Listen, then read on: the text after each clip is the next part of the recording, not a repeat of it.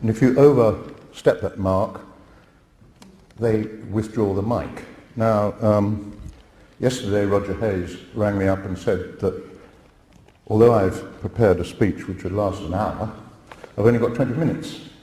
So what I've got to do is to eat a lot of my words. I can't even make my opening joke, although now I've said it's a joke, I'll make it. Which is, what I was going to do was appear here with my left hand above my head, like Boris Johnson, and say, what on earth am I doing here? Well, the answer is, I was ordered here by the police, or rather by a policeman you may have heard just now. And he got on the phone, and he badgered me to turn up. I was a bit reluctant, I seem to recall, simply because I've been engaged in some rather delicate work on behalf of our cousins in the United States, and it's been quite a dangerous work. And as Mr. Hilger is here, I just want to make a few points about this, because what I have been doing, and it arose as a consequence of a whole series of events which we needn't go into, is that we have been exposing the biggest corruption story in the history of the world, which is basically concerns the derivatives operation. All derivatives are fraudulent finance activities, and as a direct result of this activity, which you can see displayed on my website, which is www.worldreports.org. Sorry to plug it, but I have to. The United States moved this week onto the Basel II norms, which means that all off-balance sheet transactions are illegal, and which means that the entire derivatives sector is worth zilch.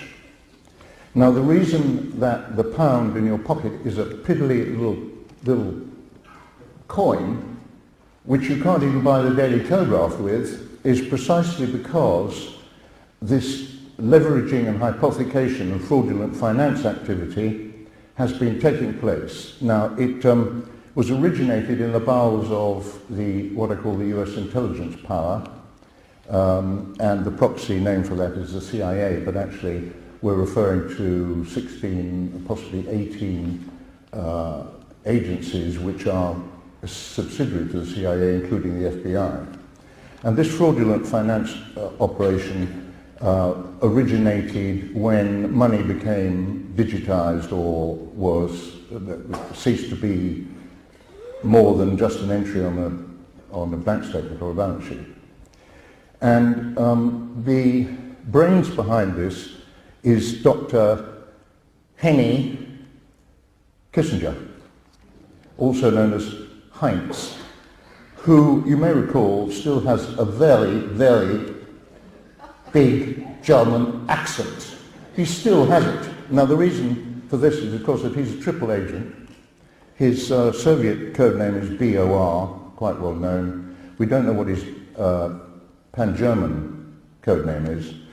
But the reason I've mentioned this is that I'm going to talk about Germany. Now, in the first peroration, we were told about the Germans when they took us over about 1,200 years ago. Well, they're engaged in the same operation. Because contrary to the general view, we did not win the war.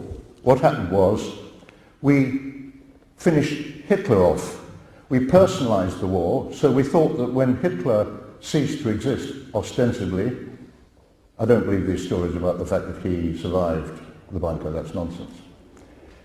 We thought we'd won the war, but that is not what happened. In practice, what happened was that in about 1941, it was in 1941, at the Wannsee Conference, the Nazi intelligentsia realized that there must be a 50-50 chance that the Germans would lose the war. So what they did was they exported their big brains to Madrid. And in 1942 they set up what they called the German Geopolitical Center. And if you go back into that part of history, you'll see that it is quite often mentioned that all the big hotels in Madrid were full of Gestapo and Germans. Now, the German geopolitical centre did nothing but think about what would happen if Germany didn't succeed in taking over Europe. And in other words, it was a long-term think tank, and they developed a long-range deception strategy.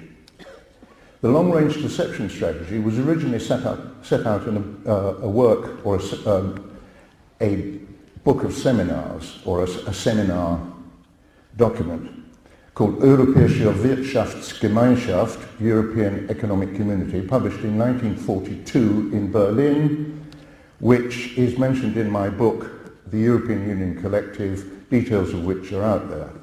The subtitle for European Union Collective, which was published in 2002, so it's 7 years old, but it's still entirely relevant, is Enemy of its Member States. The European Union is, of course, not our friend, it is our enemy, and has been all along, because its purpose is to usurp our sovereignty and take us over. And in fact, what we now have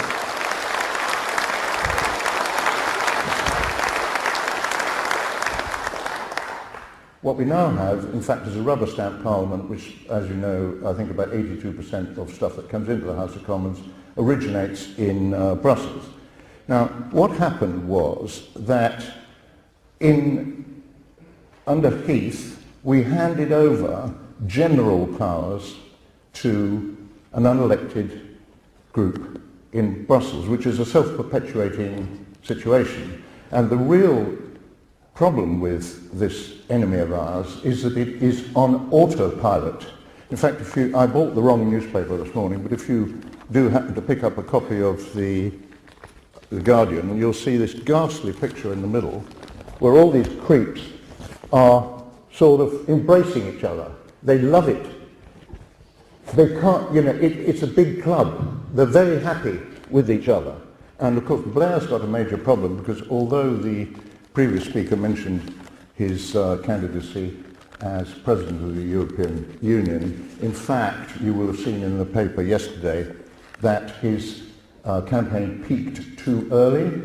Now, the reason it peaked too early is connected with the developments in the United States, because this week, and I will not go on about this because it's not the subject, but this week the United States did switch to the Basel II basis, which precludes all this criminal finance. Now, I'm going to say something which is not publicized. This struggle to get the United States to cut out this corruption has been going on for years. I came in on it in about 2005, and you'll see my website is absolutely chock full of this stuff. The problem was, or has been, that the people running the criminal finance, including, of course, the criminal enterprises, and by the way, I have referred to Citibank and other very large banks in the United States as criminal enterprises for the last 2.5 years, and I'm still walking. And the reason for that is that if you go into the main courthouse in New York and you pull up Citibank, you would have to spend about 3 weeks taking down information about the court cases concerning Citibank and fraud, which are still before the court, and that's just one court. Anyway, what happened this week is that the Chinese have made available to the United States, or to the Federal Reserve, 10 metric tons of gold. It's been loaned to them. It's a sort of loan, but of course there are huge strings attached. And it's no coincidence that Hillary Clinton, who is up to her neck in this corruption, as you will know from the Clinton background, it has suddenly said that friendship with China is my personal mission. Okay? Well, the reality is that the United States couldn't go Basel II unless its currency was properly based, and the Chinese have made available 10 metric tons of gold for that purpose on a loan basis.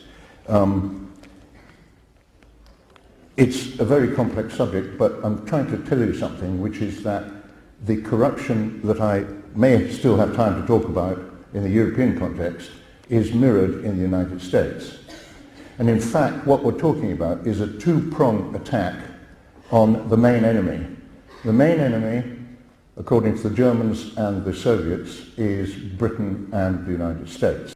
Now, the prong against Britain, the main weapon against Britain, is the European Union collective, and the weapon against the United States is the penetration of the CIA and its affiliates with the German Himmler scientists and intelligence officers who were brought over after the denazification program was scrapped in 1946. And if you look up Operation Paperclip, that was the first major transfer of Nazis into the United States. So about 700 families went on under Operation Paperclip, but it went on and on and on right the way to the beginning of the 50s.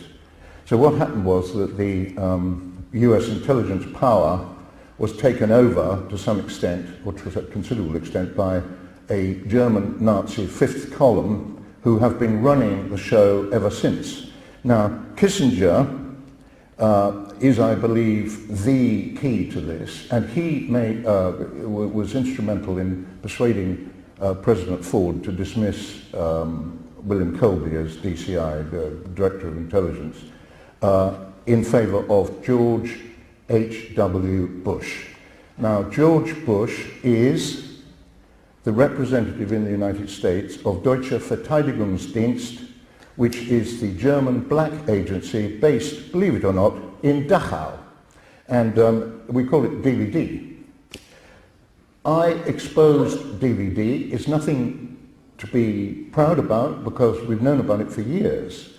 But I publicized it, and I know for a fact that certain intelligence officers from DVD have actually congratulated elements of MI6 on this exposure, because they think I'm MI6, which is of course complete rubbish. Anyway, the point is this, that the German the operation against the United States has been run by DVD in Dachau, behind the scenes, and the same applies to the operation against the United Kingdom. Now, the DVD is self-financing like the CIA through fraudulent finance, and it advises the German Chancellor about its activities, but the German Chancellor can't tell it what to do, quote unquote. The DVD is running our lives and is the enemy within the enemy, okay? Now, given that the German Geopolitical Center set out the program, how do we know that this is the case? We know it from a document called which has been called the Madrid Circular Letter, which was intercepted in about, I think it was 1951, by the Allies. This was a document being sent to the other Nazi centers in Buenos Aires, Cairo, Tehran, I think, and various other places, Tokyo, from Madrid by the German Geopolitical Center. And this document contains the following slogan: Für uns ist der Krieg niemals vorbei. For us, the war never ended. Now, one of my correspondents, Jack Christella, who's he's British, but he's of German Jewish extraction, emailed me a very, very intelligent analysis and said that he thought that what they really meant was Für uns ist der Krieg nimmer vorbei. For us, the war never ended. I think that's true. I think that's correct. I think that's what they actually mean. In other words, they are Trotskyites. They are Mao Zedong, perpetual war advocates. Now, so we have the problem that we're dealing actually not just, I mean, I've called the European Union our enemy, European Union collective, but within the collective is, of course, Germany, and that's the problem. Now, if I had time, I would have told you what I wanted to tell you, which is I wanted to proceed what I was going to say with a little scripture lesson. But I'll skip most of it, and I'll just read verse 1 of Psalm 127. Except the Lord build the house, they labor in vain that build it. That's the point. Where is the Lord to be seen in this structure? It is totally a-spiritual. It has no spiritual content at all. Excuse me, I'm a father of 4 daughters. We know that it's not just a question of our physical existence. We have a spirit as well. This entity is not connected at all to our spiritual existence because it is of Satan. And I'm absolutely clear about that. There is no question.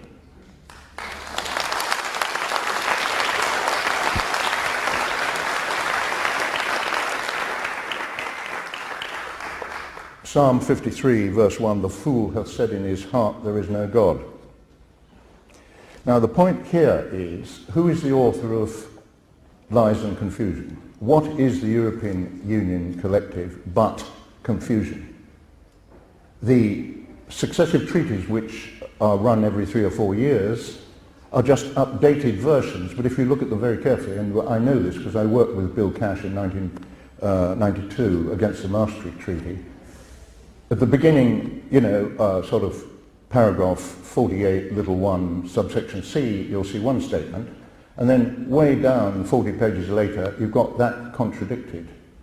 That is the Soviet technique. That was exactly what happened under the Soviet Constitution. Rights are given, rights are taken away, and so on and so forth. It's the same. And there is an absolute parallel, because if you walk into the European Parliament, which I had the privilege to do because I had a friend who is no longer an MEP, but I was there several times. If you walk in there, you can see you are walking into the Supreme Soviet. It's the same design. All they have to do is to remove the blue stars, or the yellow stars on the blue background, and substitute the hammer and sickle. Now, on the corruption point, you will be aware that the accounts of the European Commission have been specifically disapproved by the EU's own Court of Auditors for the past 14 years running. Okay? So this means that the last time that the European Commission had accounts which could be relied upon, quote unquote, was 15 years ago. Now, I've been running my own private company since 1963. If I produce false accounts, excuse me, I think something very serious happens to me. I'll probably get debarred and I may go to jail. These people have been producing false accounts for the last 14 years and no one is paying any attention. I want to draw your attention to the following reality. In order to correct this matter, they have to go back 15 years and they have to look at every single transaction that took place 14 years ago. They have to identify the fraud or anything that was irregular. They have to have that corrected, however that can be done. They have to have the perpetrators reported to law enforcement, and the law enforcement has to proceed with the appropriate measures. That has to happen 14 years ago. Then when they've corrected the 14th year, they go to the 13th year, and so on and so forth, right the way up to the present. Is that going to happen? No way, Jose. It's never going to happen. Okay? That's obvious. Therefore, the European Commission is a criminal enterprise.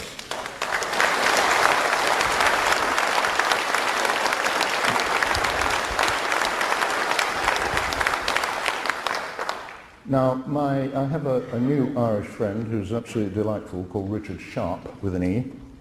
He comes through from Ireland periodically on the way to the continent because he has to drive.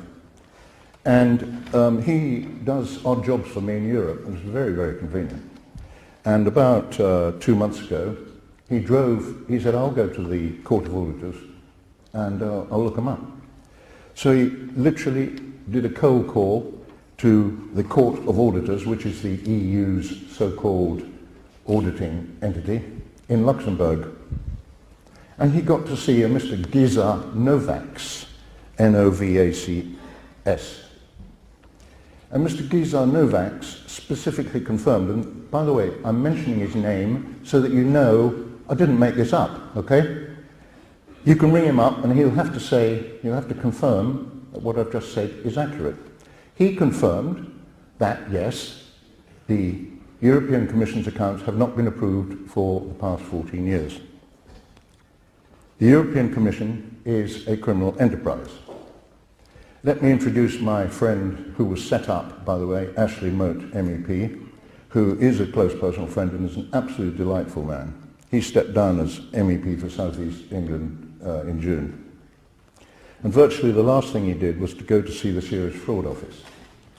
Now in 2005, he had previously been to see the Serious, I think it was maybe in 2006, he'd previously been to see the Serious Fraud Office with 2 large files, copies of which I hold.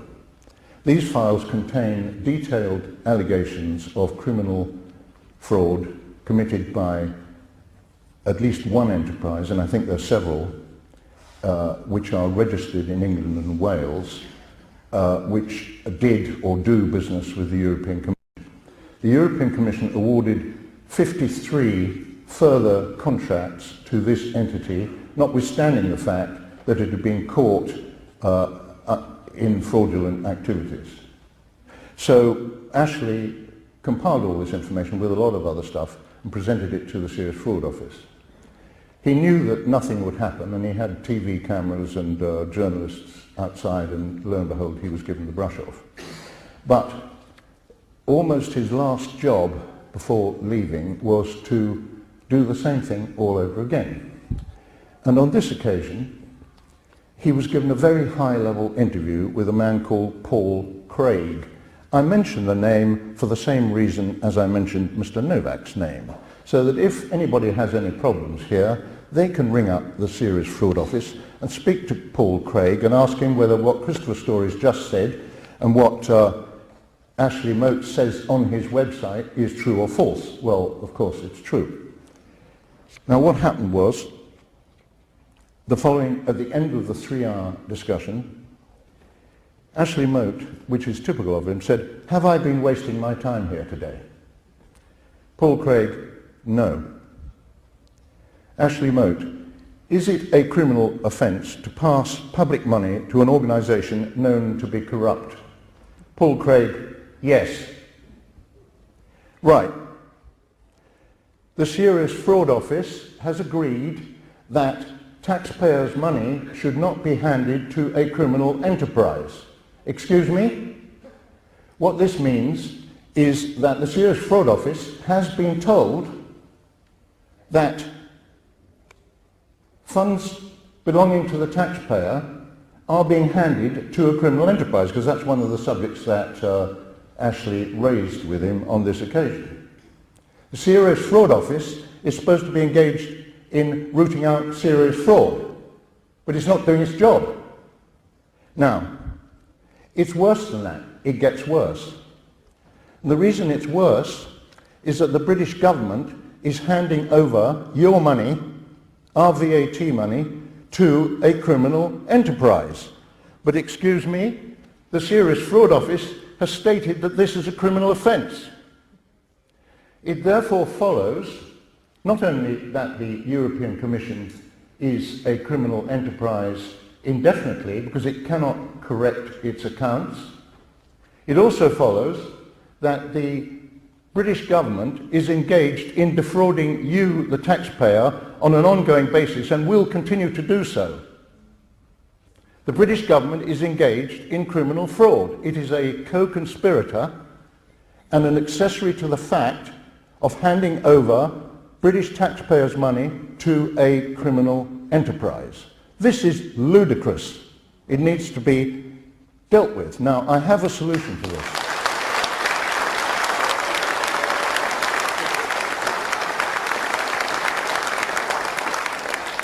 There's a very easy solution. And the solution, I've got 2 minutes and it just fits perfectly.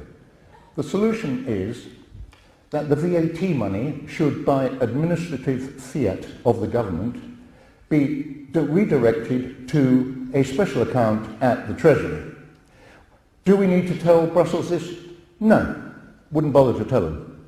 What I would do is just reallocate the funds into the Treasury. After all, they've got a certain financial problem, have they not? These funds are not insubstantial. Within 3 years, the Treasury's problems will be finished. For that reason alone, 15, 20 billion will be very happily received at the Treasury. Okay, that's not enough, but never mind. Now, all they have to do is to have the funds redirected.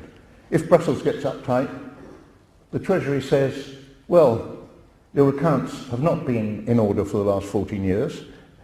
We have been advised that it's a criminal offence for us to forward funds to you. We have ceased to do so. What's your problem? Now,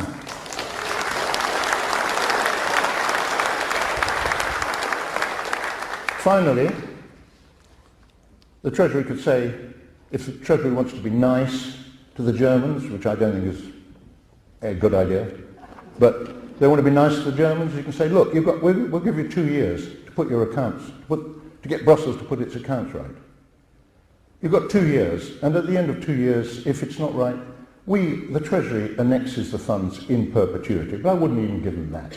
I would just rechannel the money straight away so that the British government is no longer committing fraud against you, the taxpayer, and so that we are no longer paying our taxes into the hands of a criminal enterprise. Thank you very much.